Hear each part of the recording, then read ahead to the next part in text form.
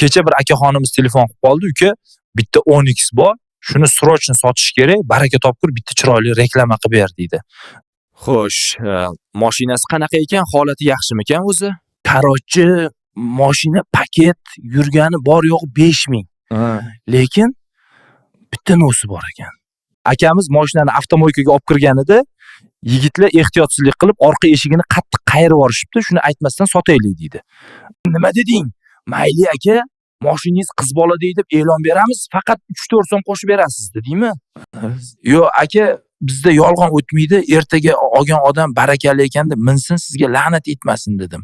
Nima, yashirib sotsa-ku, keyin xaridor ustiga olib borganda, "Iye, bu eshik almashgan-ku" desa, avtobozorning obro'si nima bo'ladi dedim.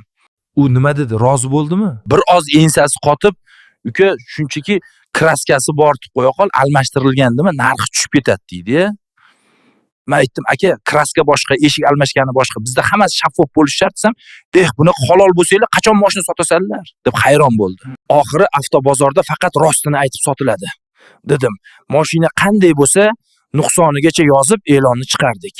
Shunday ekan azizlar, aldanishni xohlamasangiz, mashinaning bor aybini bilib sotib olmoqchi bo'lsangiz, bizning Telegram kanalimizga kiring. Telegram kanal linki opisaniyada, bemalol o'tib, o'zingizga ma'qulini tanlang. Ha, aytgancha, hozircha kanalda e'lon joylash bepul, kelaverasizlar, xizmatdamiz.